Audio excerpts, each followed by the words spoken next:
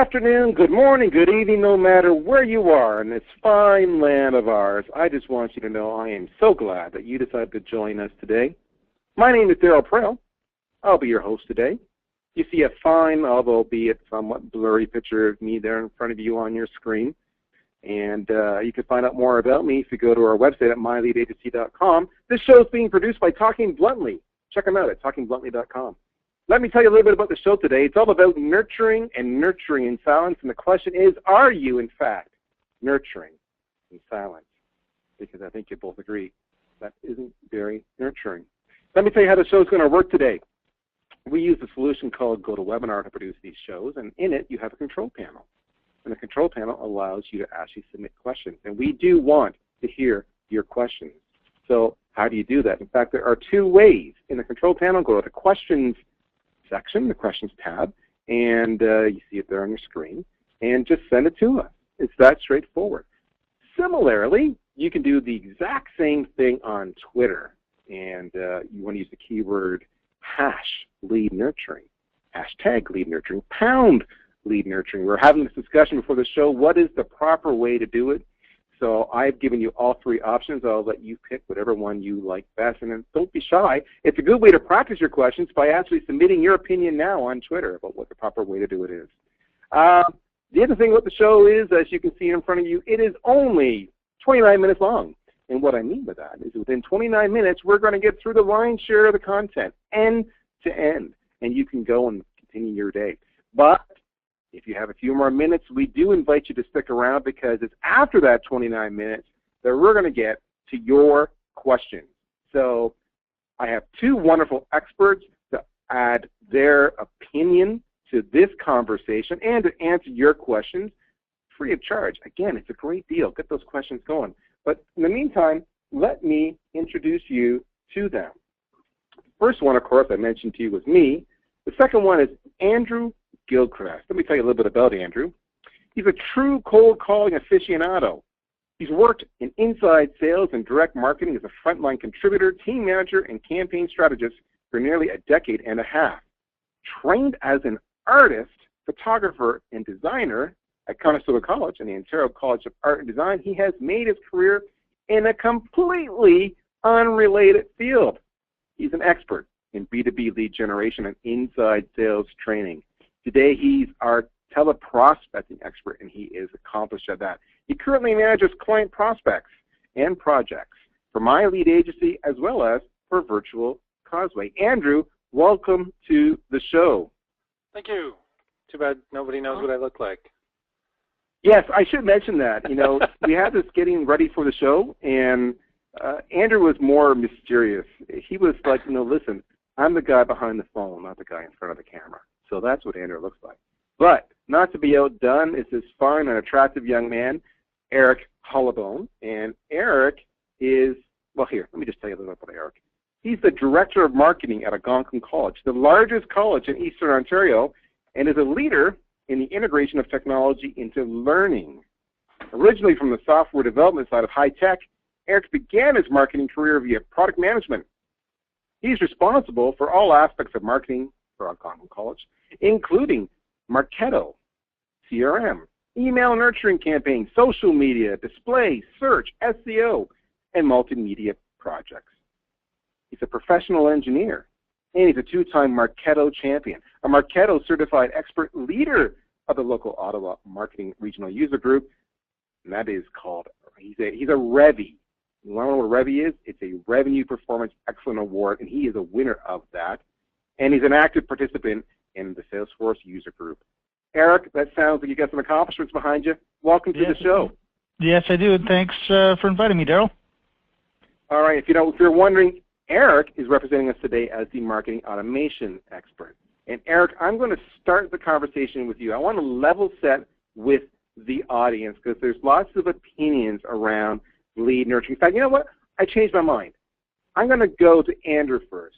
Andrew, from a telephone perspective, and solely a telephone perspective, what is the historical context behind lead nurturing? Well, I mean, bottom line, when you talk to somebody, they're not always going to be ready to buy or make a decision right away. leaving them and not coming back to them until months later, it doesn't help. And following up and keeping people interested, keeping your brand name top of mind over the course of the time between now and when they're ready to start thinking about things is, from a tele perspective, how you nurture a lead. And you're doing that, it sounds obvious, you're doing that entirely through the telephone, clearly, nothing else. Historically. Right. The old school. And then for lead scoring, historically, if you got them on the phone, it's going to be kind of like an A, B, a B lead, a C lead, right? Correct. There's, a certain number of key data points which will lead you to know whether a person is a qualified lead or not. And depending on how many of those, check boxes get ticked during the conversation, that's how you score a lead by phone. Right. So the classic BANT technology. Right? Correct. You got it. More all right. than Now, that, yeah. Now, that's historical, but Eric, I'm going to flip it to you because you have a marketing automation bias and expertise. What does lead nurturing and scoring mean to you? And this is more of a modern interpretation. Well, and yeah, so my take on it is, and you've heard this from a number of experts over the years, that basically the B2B sales cycle is changing. As websites have come on stream, as online technologies have come on stream, there are way more ways that your lead can engage with you, and you don't know what they're doing unless you're measuring those things. So the lead nurturing aspect of it happens when you can get them to offer up their personal details in exchange for some information, some gated asset that you've got. And lead nurturing then is the, as Andrew said, it's the keeping you top of mind throughout your buying cycle, your average time to move them into the sales camp. And the way you can do that is through multiple techniques these days. We've got email, we've got SMS, we've got telepresence, we've got online venues such as webinars and so forth. So lead nurturing is all of these touch points that we move the prospect through to keep ourselves top of mind, keep building the brand, keep engaging with your values that or your unique selling propositions to make them care. The whole idea behind this approach is when they go to make that buying decision, you're the first name on the list for that particular product or service. The scoring aspect is completely changed on that one. The scoring now becomes all the online behaviors plus whatever you can learn in an offline sphere. And this is a cumulative score, so you can see over time, are they still engaging with me, or are they starting to drop off, in which case, should I do a few things with it? So scoring now becomes much more of a proxy for engagement, and it's also built, again, over the length that you can see this particular person. In fact, they can build up score before you even know who they are on an online property like a website or a affiliate site. So they can come to you with a pre-built score that you didn't even know about because they've done all their research before reaching out to talk to you. So the getting back to the why I should care is because your leads are doing this whether you like to or not, and you need to know how your leads are consuming your content and which is your best content. And the only way to do that is to figure it out through some sort of scoring model that will then tell you what's your best version, what's your best approach, and how are you getting your first leads through whatever your lead source or touch points are. Which also makes but isn't lead nurturing for most people, isn't it more about today? It's email. When I say nurturing, 90% of people say email. Oh, absolutely. It's a blast and drip. Lead nurturing for most people is I'm going to put you on a predetermined path and I'm going to send you an email every week or every month, and no matter what action the lead takes, they're just going to do it. Marketing automation is much more about responding to the person's leads and taking that into account to drive the next piece of content. It's the reverse. It's giving the content to the lead when they need it, not when you want to send it. All right, so let me do this here. Right? So Andrew talked about the phone. Andrew, I mean, I think what you would agree is because that stereotype is that there's no telephone in the modern interpretation or stereotype of lead nurturing. As Eric said, it's more so stereotyped as email and standard drip campaigns. That you would contend that's the problem. Is that a fair statement? Yeah, that's a fair statement. That's a fair statement. I mean, go ahead. No, I was going to tease you. I was going to say after great deliberation, Yeah, that's the answer. No, but go ahead. You were saying. We're looking at the serious demand waterfall right now, and you can see where teleprospecting sort of fits in. Those automation qualified leads are not yet ready to go to your sales force in all cases. Some of them might score high enough to go, but most of them still need a certain amount of voice-to-voice qualification before you can really expect salespeople to treat them with the respect that they may deserve. Also, there's still a place for generating, original leads through teleprospecting and fitting them into that cycle. I think probably some of those leads need to go back into automation. That's perhaps a short side of that image. So, Eric, I mean, you're a Marketo champion. You're a Revy winner. When you look at this demand waterfall, what jumps out at you versus what people are doing? Remember, the webinar is is your lead nurturing silent? What jumps out at you here? I think it's people have tried to do just one technique and not done all the cards in their deck to move the sales leads forwards. There are appropriate times and where different values of engagement are worth the effort, such as email is great, it's a high volume, low cost technique. Well, telesales is a little bit more towards the center, where it's an equal volume to equal cost technique before you engage the sales team, which is a low volume channel, but a very high cost. So I think each of those things contribute to moving the prospect towards becoming a customer, and they have to be applied at the correct thing at the correct time. And what telesales and what marketing automation are bringing together, they're finally learning how to tie those two worlds together so that we're starting to get the benefit of the combined solution as opposed to individual silos of I'm doing this and you're doing that. All right, so I got to ask this question, okay? So when I watch young marketers today especially, I see so many of them hide behind email. They're afraid to pick up the phone. When I look, I have two sons, one's 19, one's 17, and they would much rather text somebody or Facebook message somebody than ever actually call them. In fact, I had to teach one of them the other day how to use a phone book to find a phone number. It was crazy generational differences, all right? People don't want to pick up the phone, yet Serious Decision is saying, as Anders pointed out, that's a critical step. Some through the email nurture will fall through, yet most people stereotype that's the only way to nurture, yet you need that phone. Eric, you're telling me the same thing. So, Eric, I'll push it back to you. You're the expert. Why isn't teleprospecting part of the lead nurturing process? Because people are forgetting the past too quickly, and they're thinking they can just jump on the latest bandwagon, and it's going to be a solution to all their problems. And it's back to the thing. You've got a Swiss Army knife. You've got to use all the implements, and you shouldn't forget one over another. Is what I come back to. You got, like I just said before, you've got to use it appropriately. But a lot of people think I can't automate teleprospecting. Well, we'll get to points in a minute where you can. It should be part of your nurturing cycle. There are some specific points where telesales comes into it, and it adds tremendous value that you cannot achieve through email alone.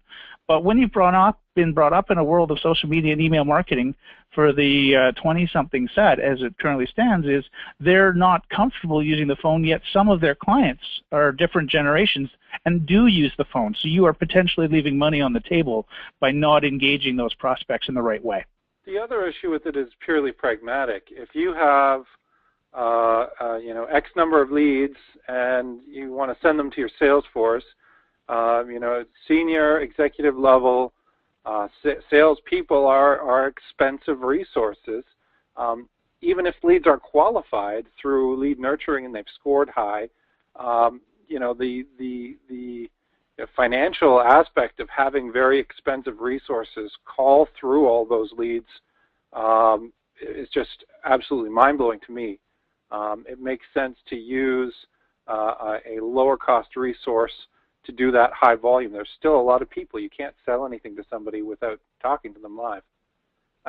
It's amazing to me, Andrew, is that I hear that a lot from people, that they view it as an expensive resource and they don't want to make that investment.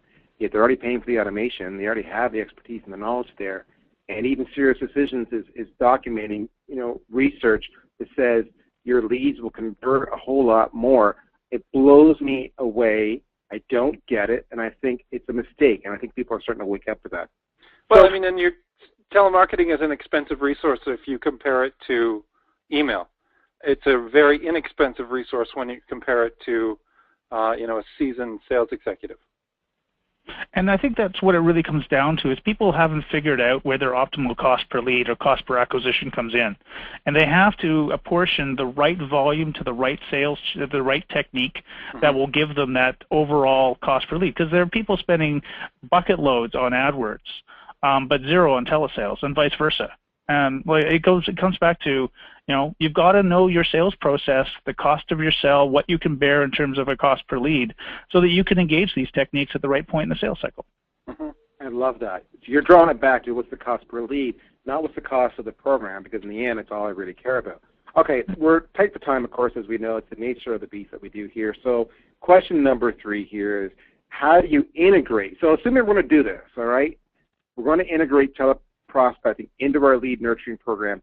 How do you do it? And Eric, I'm going to start with you, because your opening definition of lead nurturing included tele. So it does. It must be possible. How do you do it? We do it a lot. It depends. I've been on the consulting side as well as a director of marketing for a number of years. The way you do this is you have to have a CRM. It's simply put, you have to have an ability to record the call, to integrate into your CRM, to build lists. And what you do is you basically build out queues and list pools that will put the call into the right hands and distribute it to the right agent at the right time to make sure it happens. So in the life cycle of a lead, at certain points, you're going to say, the next step in this lead's life cycle is they should receive a call in a specific time period. Now, that time period could be in 10 minutes, depending on which form they filled out or what priority they came at you at, or it could be they just need to go into a general queue and we'll just deal with it with a round robin. The next free agent gets it. So it really comes down to, it's fairly simple. It just becomes a queuing problem inside either the marketing automation or the CRM to manage the flow of the actual lead into the right stage. And as long as the teleprospecting person can work within the CRM and deliver the outcome that the CRM or the marketing automation system can measure, then everything ties together. Now, I'm not saying that's simple, but it's definitely worth the effort to get the sale out of the back end. Andrew, do you see much when you are doing the campaigns and building them for your clients on behalf of Virtual Causeway or my lead agency? Are you seeing them incorporate that into the touch points, into the campaign flow, into the nurture, into the scoring? Yeah, I mean, I think it's really important to make sure that whatever teleprospecting you're doing is integrated. Certainly, as Eric said, integrating it with CRM is important. When we talk to clients about running a new teleprospecting campaign, we ask always, what other, inbound or direct marketing initiatives are you running? Certainly from a making teleprospecting more effective standpoint, following up a email or a direct mail or, some other type of marketing campaign is useful in terms of, making the teleprospecting campaign more effective, but it also makes those other marketing campaigns more effective when you're following it up with a telephone call. So this is the kind of process that I'm talking about when we're talking about introducing phone calls into NurtureTracks. And NurtureTracks is the traditional beast of the marketing automation platform.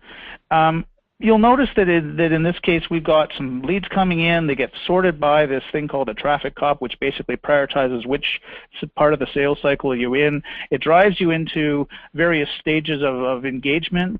And depending on the lead's engagement with my company, I'm going to take an appropriate method with them. So if you're in an early stage, you've downloaded a white paper or something, I'm not going to invest much more than email with you. There's one last aspect of this is at the end of that nurture track, if you've responded to nothing, I don't want to throw you away. And this is where telesales comes in on the first step of the nurture track is don't throw away the lead just because they didn't respond to you only using one medium, i.e. email. Make sure that they're worth the call. If they were worth getting in your database, you should at least have a call before you put them in the dead pool. And as you move them up through the engagement tracks, as they show more interest in you, they come back, they download more stuff from you, they go attend a trade show with you, then it becomes appropriate to bring in higher cost sales processes such as a call in the middle stage or many calls in the late stage of qualification before you throw it over to the sales team. So as you move through these sort of early and middle and late stage processes, that's when you engage higher and higher cost per touch, but more effective sales outcomes. And you're defining those stages by score? Maturity, really, a buyer's journey. Yeah. So if you know nothing about my product, but you're interested in my values, then you're probably in the early stage. If you start to come to my site and look at product features or use things like serious decisions, white papers, or things where I'm comparing and contrasting my company to your company, you're in the middle stage. And if you go and look at the free trial or the proof of concept or the cost calculator, or you go on a deep dive video, I'm pretty sure you're in the late stage. So you can move people around based upon the behaviors that they bring in. Okay, you've touched on a lot of stuff here. I want to bring onto the audience a couple of things while I advance the slide. Eric talked about the buyer's journey. And that is the process they go through, the questions they ask, the objections they raise as they get more deeper and deeper through your sales funnel, and they flow through it. I'll put out to you, if you don't know your buyer's journey, you need to document that, because that dictates your nurturing process, and also when is an email the right way to respond and engage them, and when is a phone call the right way to respond and engage them. I want to remind everybody here, submit your questions now. They're coming in and people are asking us lots of questions.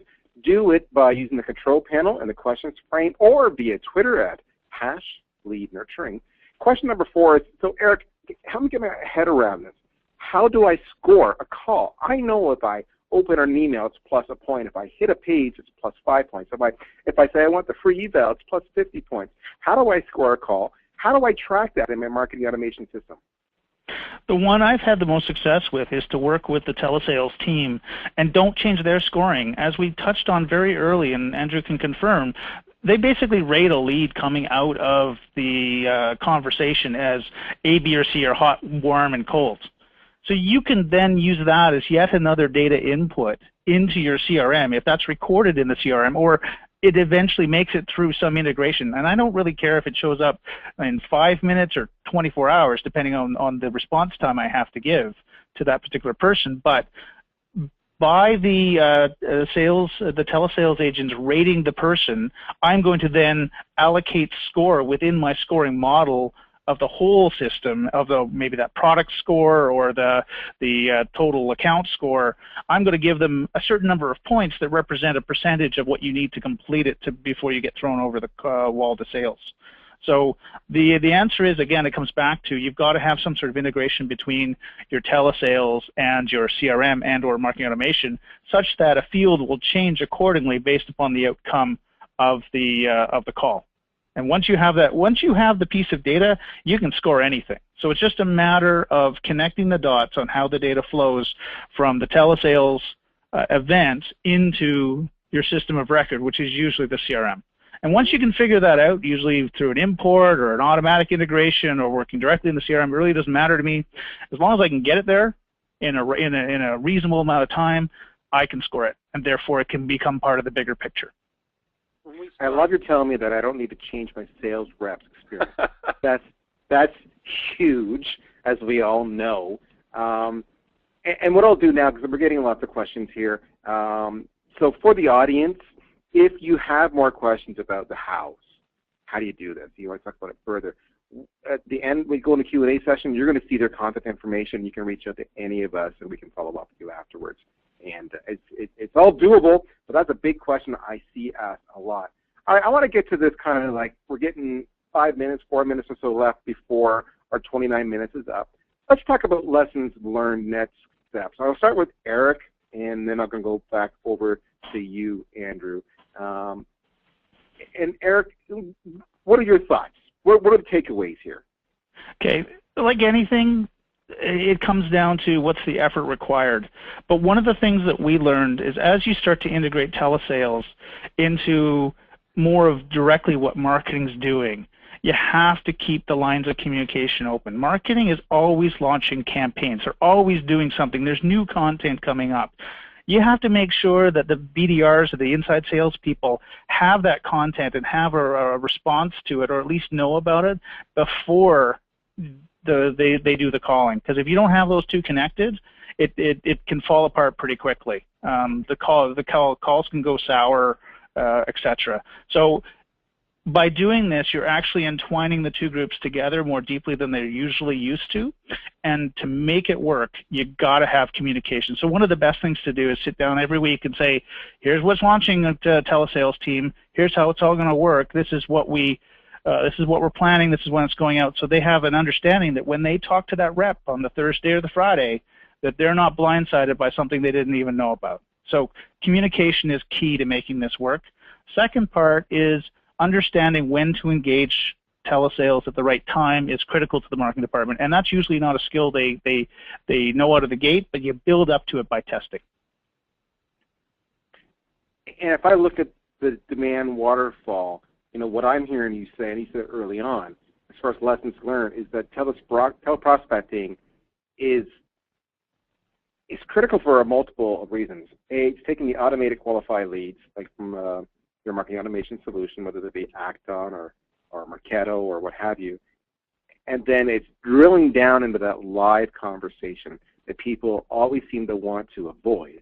Oh my goodness, it's time for that conversation. I have to talk with them. But it's actually developing a relationship so that you can then turn that into a teleprospecting qualified lead, which really embodies truly a marketing qualified lead. And I think what you're going to find is those leads that get handed off to the sales or their qualification that go through the teleprospecting side dramatically convert more and have noticeably shorter sales cycles because a relationship is already established with the selling organization, there's trust already built up, and we know a lot more directly about what they're looking for as opposed to implying or inferring what they want by their online engagements only. Is that a fair statement? It is, and I'd also add one more thing is people don't engage with online assets, they engage with people. So at the end of the day, you're building brand, you're building trust, but the point is you have to build a relationship as well. It can't be left on the sidelines. It's pretty rare people, except in a very few very technical industries, want to talk to people before they make that purchase. And telesales starts that conversation. All right, so flipping over to Andrew, you get the last word in the initial 29 minutes. Lessons learned, takeaways from this. I think it's really important to point out something that I haven't really heard yet, that in terms of the Serious Decisions waterfall, that AQL to TQL process, I mean, that needs to happen really quickly. As soon as a lead from automation is scored at whatever level that you deem acceptable to send it to teleprospecting, that needs to happen very quickly so that, CRM integration with your marketing automation needs to be good. Those needs need to be called very quickly because I think those leads can degrade over time. So I think it's important that we look at that. And I think in terms of a key takeaway, just this idea that your teleprospecting activity needs to match up with the other activity that you're doing. Having people generating leads by phone in a vacuum that aren't really connected to the email programs or the other, marketing activity that's going on, that's not going to be very successful either. And I think that's a lot of times what gives teleprospecting a bad name, is that just throwing people on the phone with a list doesn't work. So where I've seen it work, and just a little anecdote to throw into your timing about AQL to TQL, when done well, I've been on an experience where I submitted a form and I got a call within 11 minutes from an inside sales rep. So it is very possible to have that happen. In fact, the company that I did work with found out it was actually too fast and too creepy. So they actually backed it out to a random number plus 10 minutes. So I think they called you at 17 minutes after the call, after a number of tests. So it is very possible to have that qualification straight into your telesales pipeline happen extremely fast. In fact, faster than people expect it to happen. All right, so we're at time. Let me just wrap it up right here, all right? This is what I've heard you guys say in a nutshell. There's many tactics, there's many channels, but for an enterprise lead to actually be qualified, there needs to be a conversation. And until that conversation happens and that qualification that goes with that conversation takes place, it's not truly qualified. And bluntly, you shouldn't waste your expensive sales rep's time on follow-up until it is. That's the end of our 29 minutes. That's awesome. Thank you guys for that. Everybody online, you're more than welcome to leave if you want to right now. And the reason I tell you that is because you're actually going to be able to get a recorded version of this event in the coming days by going to these respective addresses on your site. Further, we're actually going to email you a link. We're trying to make this as painless as possible for you. And we strongly encourage you to share this with your friends, your peers, and your teams, and bring it up for discussion and debate. And I kind of present to you that 5-minute challenge. Look at your own processes now, spend 5 minutes, and say, does a call ever take place? Is that part of my nurturing? Am I scoring it? Do I have that in the lead profile? And if I don't, why don't I? What do I need to do to fix it? So that's the recorded version coming out. If you like this one, you're going to love the next one. On May 29th at 3 p.m. Eastern, we will be doing how to build a list without breaking the bank. But how to build a list without breaking the bank, if you're on a budget and you want to make it happen, then you're going to love this one, because the lists are the Achilles heels of most campaigns, whether it's outbound prospecting or email or whatnot. This is the #1 complaint we hear. So we're back to the Q&A time. If you haven't already submitted your questions, we encourage you to do it now. You can do it on Twitter, as we've mentioned before, which is simply hash, well, that'll be hash list building, sorry, but it'll be hash lead nurturing. And you can also do it through the control panel with the questions section of the control panel. As promised, I'm going to leave the contact information here in front of you. If you haven't done this already, hop on your Twitter client and follow Opinionated, A.S. Gilchrist, and Eric Hollabone on your respective Twitter feeds. Strong encouragement. And everybody here has agreed to take any follow-on questions you might have, so if you're shy, you don't want to ask a question now, then by all means, send us an email. We'll respond to you quickly. If we don't get to your question today in this session, we will follow up with you. All right, with that out of the way, we have an interesting question that came here earlier I want to bring up to you. And I'm going to start this with Eric. So, Eric, the question is, would you run different nurturing programs for cold traffic versus nudging upgrades from free or trial users to paid users? So you had made mention to different traffics, and your visual there had that. Talk to us about what it means to run different programs. Oh, absolutely. And actually, I consider it depends on whether you consider free trial people customers or not. Because marketing automation is not just for the front end of the lead funnel. It also can be helped with customer retention and customer churn. So depending on how you want to play with those different aspects of where the person is on the entire life cycle of the customer value chain, you can engage in different ways. But even in the small portion of working in the lead funnel, you can bring people into different nurture tracks at different points. And if they've already had a warm conversation with somebody at a trade show and they get rated as a B lead, I'm going to drop them in maybe 6 or 7 emails into the conversation out of 12. So they don't need to know all the stuff about the branding or all the stuff about the thought leadership pieces. They may need to get more technical pieces, or I'm going to jump them straight into the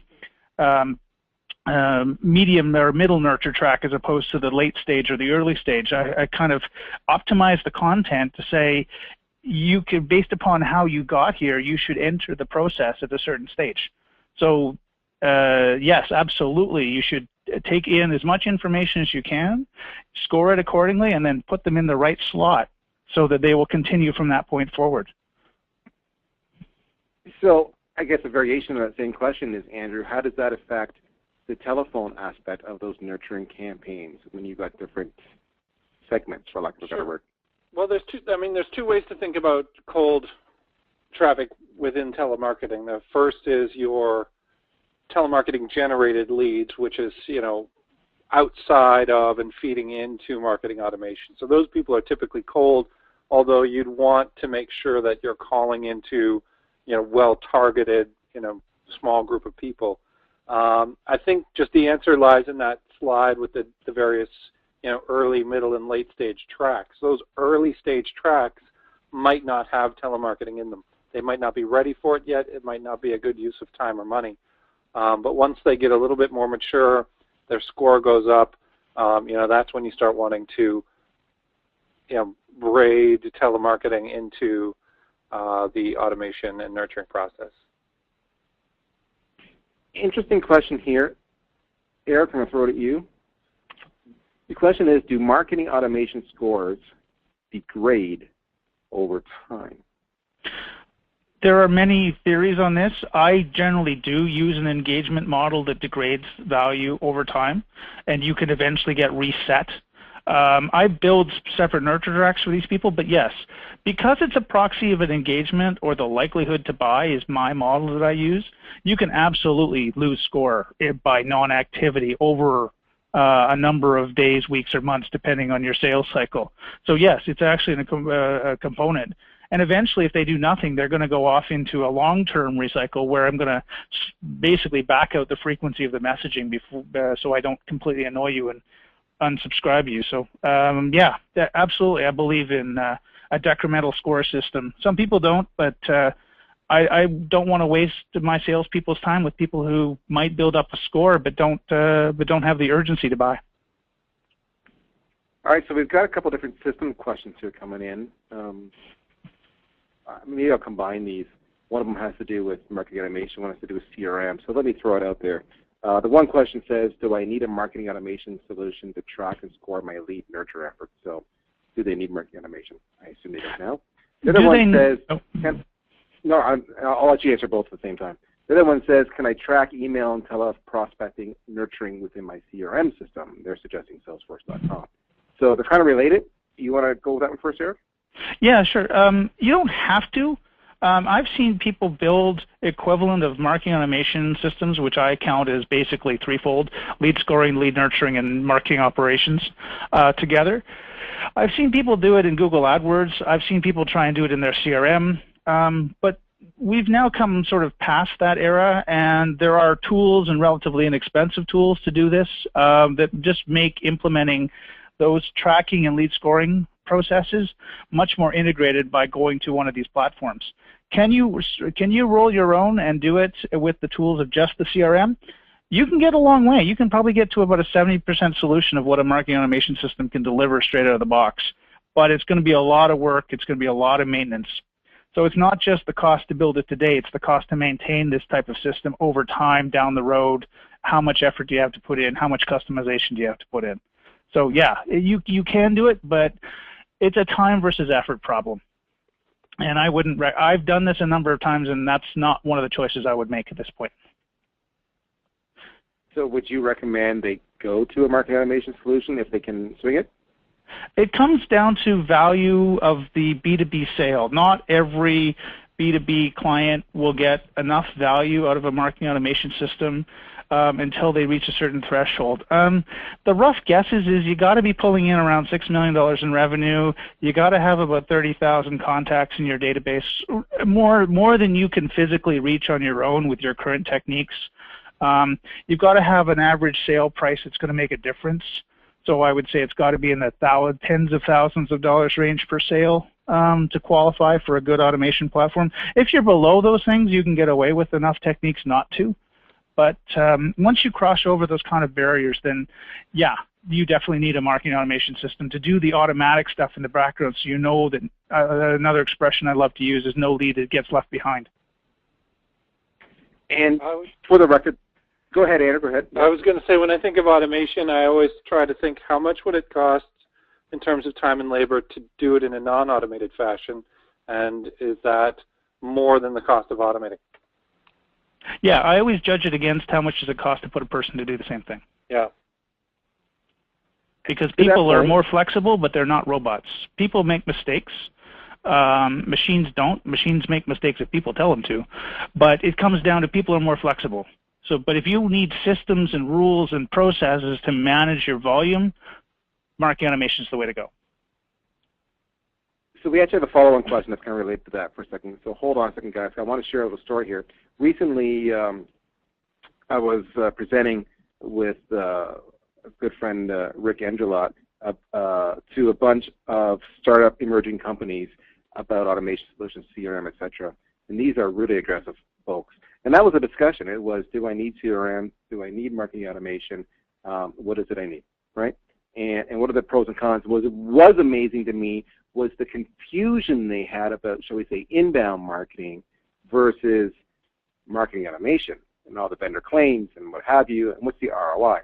So long-winded way of saying, if you want a copy of that presentation we gave them, just email me, Daryl.Prale@MileyAgency.com, and I'll send it to you. We'll give you the direction we gave to these young companies who weren't clearly at that multi-million-dollar point yet in revenues. Circling back, though, to a related question, the question was this. So I'm going to throw this over to you first, Andrew. It's, as it's related to cost, should I use an external teleprospecting firm, I guess, or should I do it in-house? What's more effective? What's more affordable? So it's a cost and results question.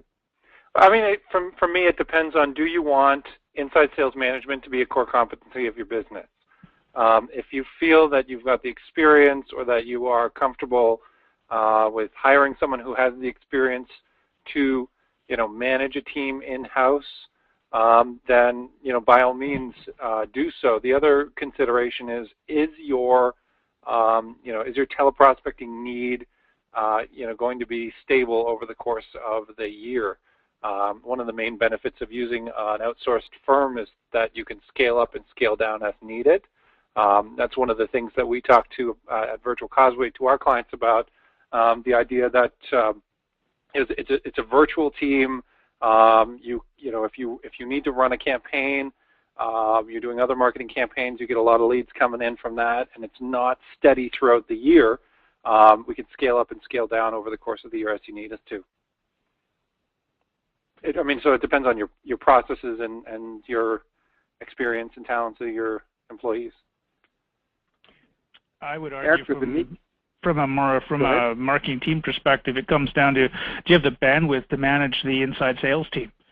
And right. If not, then outside is the way to go, because you're basically renting their brains in terms of their expertise about how to do the penetration into the cold calling networks or the right approach to a particular type of sale that you would have to build internally if you don't already have this capacity. So if you think you do, in-house is probably better because they can walk down and talk to their sales team, but the ramp-up cost might be way too high.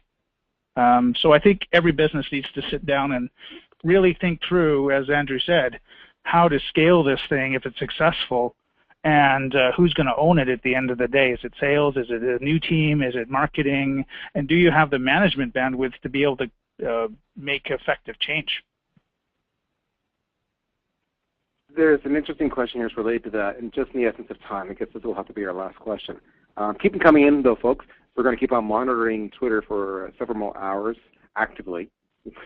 Everybody stop, but we'll be very active for the next several hours if you have them, and of course you can email them. But the question here is, I guess maybe Eric, I'll throw this to you. What if they're implying they've got an outsourced tele firm already engaged, and they want to know if it's reasonable that they should be able to get them to integrate with their existing marketing automation solution to add to that scoring and tracking and engagement. Is that reasonable? Is that a lot of money? Is that doable? What's the scoop? Well, it depends on how deeply integrated and what the time response needs to be. I would start with a light integration, which is just agree upon. It all comes down to timing. But if you can work within a 24-hour period of the results of the telesale moving over to one of the systems in a nightly push, I would just integrate using what we call a standard ETL, export, transform, and load. So your telesales firm would give you an Excel spreadsheet. You'd have some reference ID that would map back to your CRM or marketing automation system so that the outcome of the call was recorded against that unique ID. When you import, now the system can pick up and score. That would be a fairly light integration. All it means is a file gets generated every day and shipped via either email or FTP or some mechanism, and off it goes. To go beyond that, I think you'd want a partnership with your telefirm to go to the expense of having programmers actually do a system-to-system integration. That would get expensive. I'd have to know that I'm building a long-term relationship with these people before I went down that road. But I guess the upside to the API integration is that you can respond within 17 minutes, right? Oh, you can respond within 30 seconds. But that's creepy, as we just learned. Yes, it is very creepy. But if you have to inform your sales team, it's the same sort of thing. If this will directly lead to a push to sales and it's really, really hot, and you've basically got a time frame window of 30 minutes, then yes, that integration makes sense. Yeah, I think you hit a big point here, because and Andrew can back me up on this. Every sales guy I know, and gal, sorry, wants to know when, especially specific people are hitting the site or engaging, usually tied to an opportunity that's already underway. Yeah, absolutely. All right, gentlemen, it's been a wonderful conversation here today. I sincerely thank you for your time and for lending us your expertise. It was just phenomenal. I want to remind everybody that we do have the next event coming up, How to Build a List Without Breaking the Bank, on Wednesday, May 29th at 2 p.m. Eastern. Look for that invite in your inbox. But until that time, follow these people, email them with your questions. They're brilliant at what they do. Most importantly, I want to thank every one of you for coming. You're what makes this all real, and we just love having you and having this discussion together. That's it, folks. Have a great day. Take care. Bye-bye.